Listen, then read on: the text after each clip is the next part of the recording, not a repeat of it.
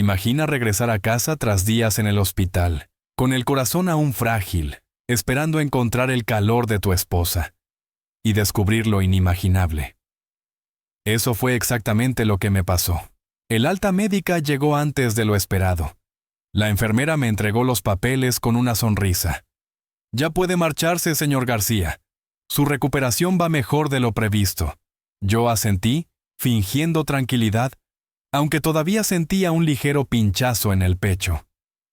Habían sido 3 noches largas en la UCI del Hospital Clínico de Madrid, conectado a máquinas, sin una sola visita de mi esposa, Natalia. «Demasiado estrés», me dijo por teléfono, excusándose. En aquel momento no quise darle vueltas, hasta que lo hice. El taxi avanzaba entre el bullicio del centro y la calma de los barrios residenciales. Yo pensaba en lo que más ansiaba: mi cama, una comida casera, un rato tranquilo con Natalia. Sonaba perfecto, pero al girar hacia mi calle, algo me heló la sangre. El coche de Natalia estaba allí, pero mal aparcado, atravesado en la entrada, como si hubiera tenido prisa o no le importara. Aquello ya era raro en ella. Siempre presumía de ser meticulosa, hasta para estacionar. Pagué al taxista y bajé con mi bolsa. No encendí las luces al entrar. No sé por qué, quizá intuición.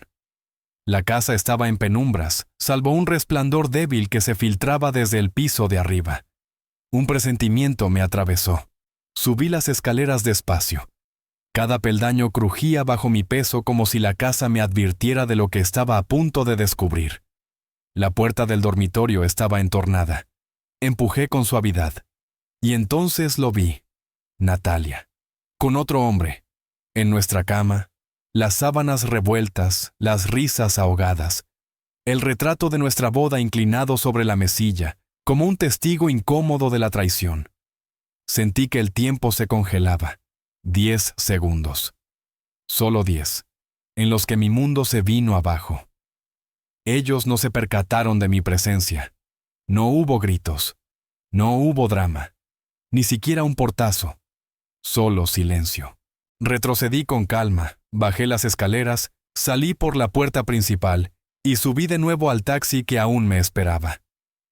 «¿A dónde vamos?», preguntó el conductor, un hombre mayor con acento castizo. «A la oficina». Me miró sorprendido por el retrovisor. «¿Cómo? Pero si acaba de llegar del hospital, hombre». No contesté. Miraba por la ventana con la mandíbula apretada.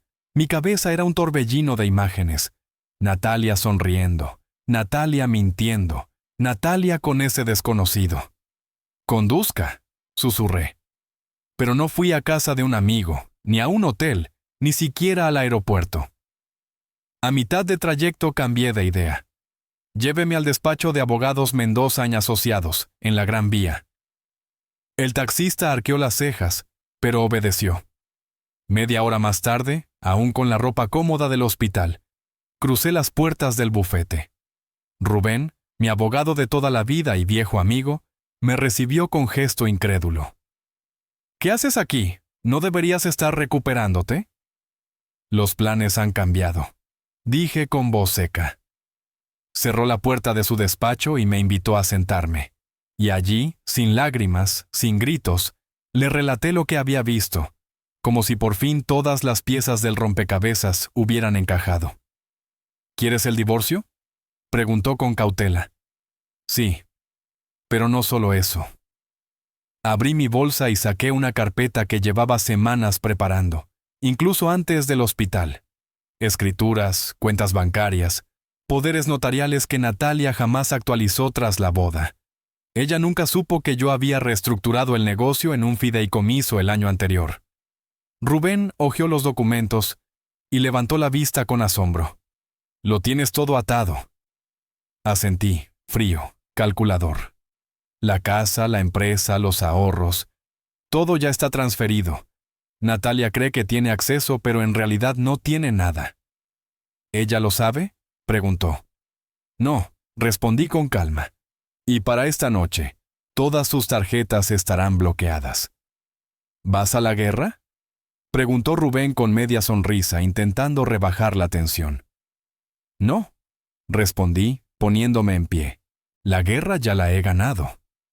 Cuando el sol empezaba a esconderse tras los edificios de Madrid, mi casa, aquella que una vez rebosó de risas, cenas improvisadas y planes de futuro, ya no era un hogar. Ahora se había convertido en una fortaleza donde Natalia no tenía cabida. El cerrajero llegó en menos de 2 horas. No perdí ni un minuto. Cambiamos cada cerradura, reprogramamos el mando del garaje, anulamos el código de alarma que ella misma había elegido. Incluso pedí a la empresa de seguridad que registrara su acceso como no autorizado. Sabía que intentaría volver, tarde o temprano, cuando el espejismo de su amante se desvaneciera. Pero yo no iba a esperar sentado. La siguiente parada fue el banco. La cajera me miró con extrañeza cuando pedí cerrar la cuenta conjunta. Natalia había gastado como si no existiera un mañana, convencida de que el dinero era inagotable. Pero ese día no había mirado el saldo. Yo sí. Moví los pocos euros restantes a mi cuenta privada, esa que jamás conoció. Firmé el formulario para congelar todas sus operaciones, alegando fraude y uso indebido. La directora del banco, lejos de sorprenderse, suspiró. Créame, no es la primera vez, pero sí de las pocas en las que alguien actúa a tiempo. No a tiempo, corregí con una calma gélida. A conciencia. Y continué. Nuestro coche, ese que ella adoraba presumir por las calles de Chamartín, estaba a mi nombre. Bastó una llamada al concesionario para activar la cláusula de recompra que habíamos firmado. En menos de 24 horas, aquel símbolo de estatus dejó de existir en su vida.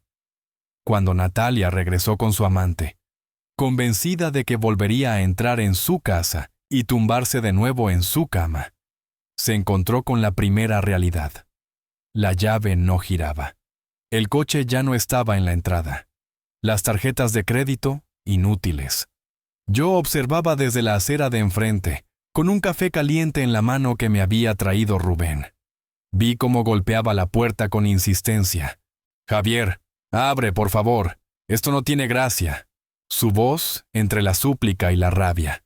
El otro, Jorge, trató de mantener la compostura. Tío, abre. No queremos problemas». Yo no contesté. Bebí un sorbo lento, miré a Rubén y dije simplemente, «Vámonos». Cuando arrancamos, lancé una última mirada. Natalia se había derrumbado en el porche, llorando. Jorge, incómodo, caminaba en círculos revisando su móvil, como si de pronto comprendiera que ni siquiera él tenía un lugar donde caer. Pero yo no sentí compasión, ni una chispa. Eso era solo el comienzo. La mañana siguiente, ya instalado en un hotel céntrico, desayunaba tranquilo mientras observaba a los madrugadores corriendo hacia el metro, maletín en mano. Mi teléfono vibraba sin cesar. 10 llamadas perdidas de Natalia, varias de números desconocidos, mensajes de voz que no escuché. No necesitaba hacerlo. En su lugar, abrí el portal online de mi abogado. Todo estaba en marcha. La demanda de divorcio presentada, la solicitud de orden de alejamiento respaldada con pruebas de las cámaras de seguridad. Porque sí, Natalia ni siquiera había tenido la decencia de cerrar las persianas. Y esas imágenes ya estaban en manos del juez. Lo siguiente fue la demanda civil. Durante meses había desviado dinero de nuestros ahorros conjuntos, parte de ellos procedentes de mis beneficios como veterano, intocables por ley. Rubén fue claro. O devuelve cada céntimo, o se enfrenta a cargos penales. Y lo mejor de todo, Jorge también estaba implicado. Varias transferencias a su cuenta personal lo vinculaban directamente al fraude.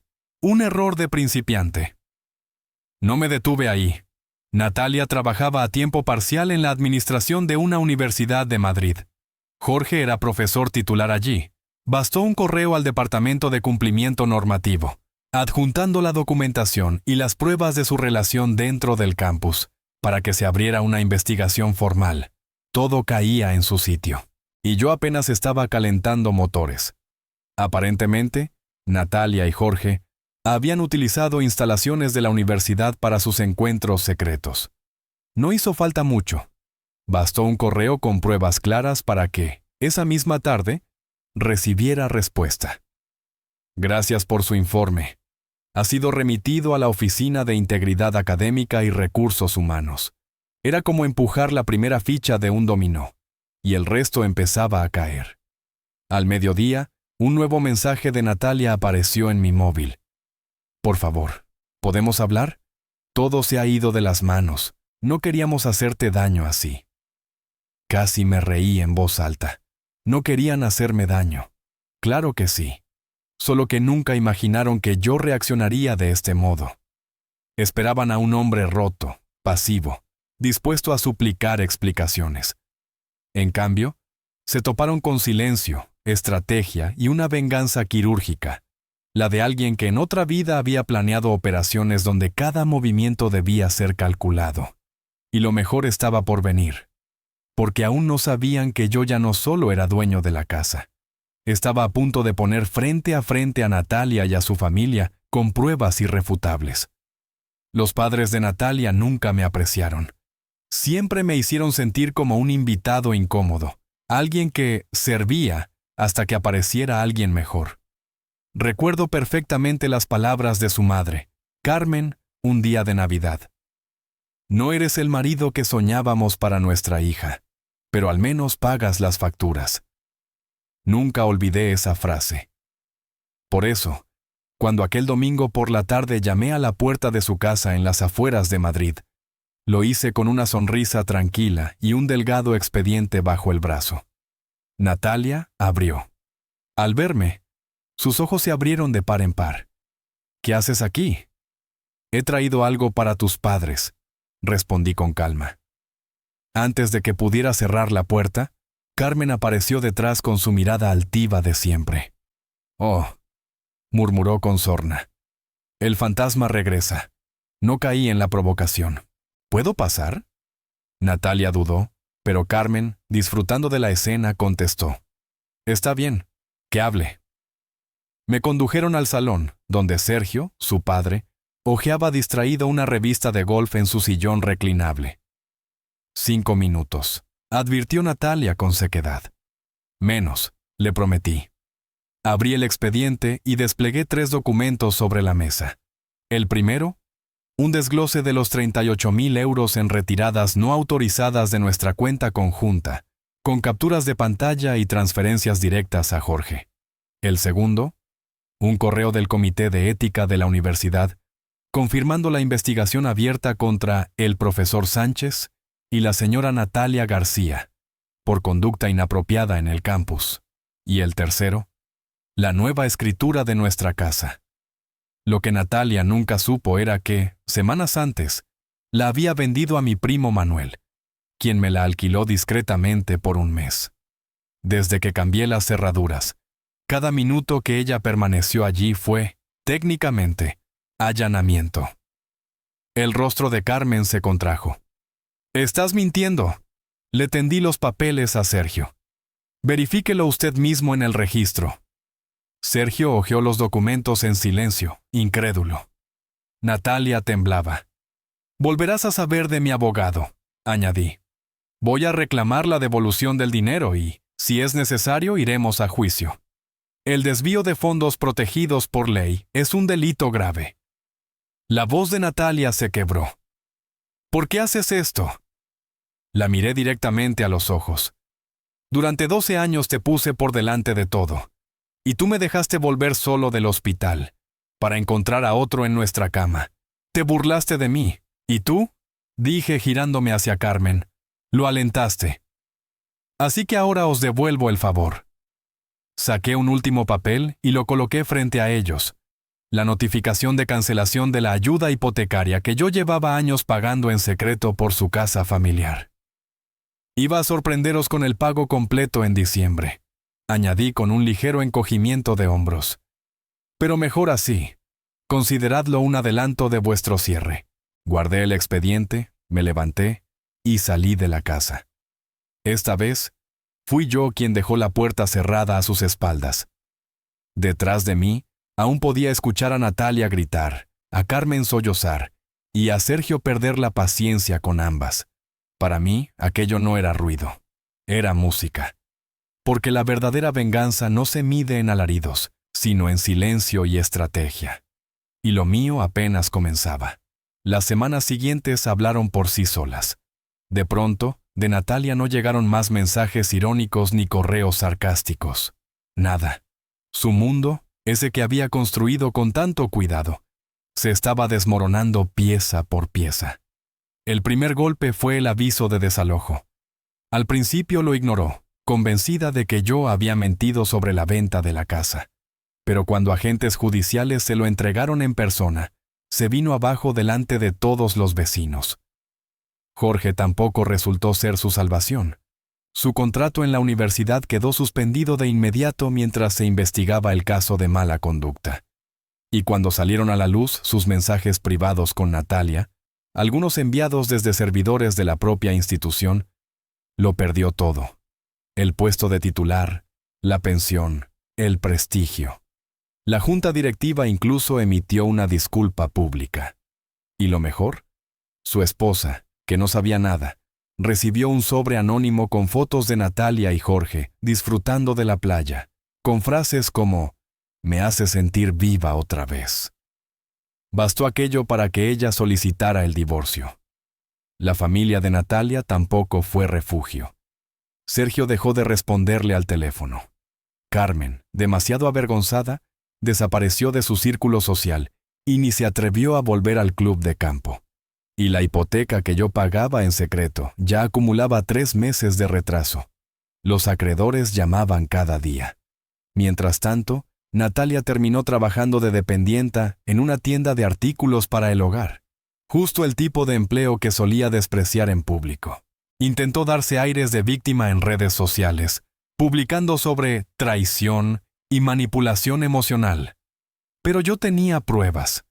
Un día, desde una cuenta anónima, respondí a una de sus publicaciones con un simple comentario. ¿No te burlaste de tu marido hospitalizado mientras estabas con tu amante en su cama? Me pregunto si eso también lo pondrás en tu próxima publicación. En cuestión de horas, decenas de personas reaccionaron. Algunos compartieron, otros comentaron con indignación. Su círculo social se derrumbó en una sola noche. Aquella misma tarde, Natalia me escribió por última vez. ¿Por qué me haces esto? ¿Podemos hablar al menos? Le contesté con la verdad. Hablé durante 12 años. Tú nunca escuchaste. Después, la bloqueé, y nunca volví a saber de ella. Un año más tarde, mi vida era otra.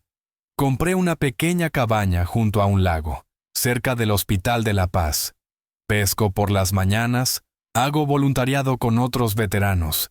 Y lo que más me llena, puse en marcha una asociación sin ánimo de lucro para ayudar a familias militares a conseguir vivienda y asesoría legal. Gran parte se financia con el dinero que Natalia fue obligada por un juez a restituir. Cada mes, como un reloj, 523,19 euros llegan a la cuenta de la organización, su cuota de responsabilidad, su deuda, convertida en ayuda para quienes realmente lo necesitan.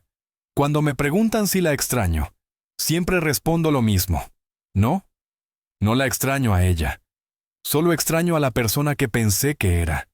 Porque esto no fue venganza, fue justicia, fue cierre. Y cada mentira, tarde o temprano, encuentra su ajuste de cuentas,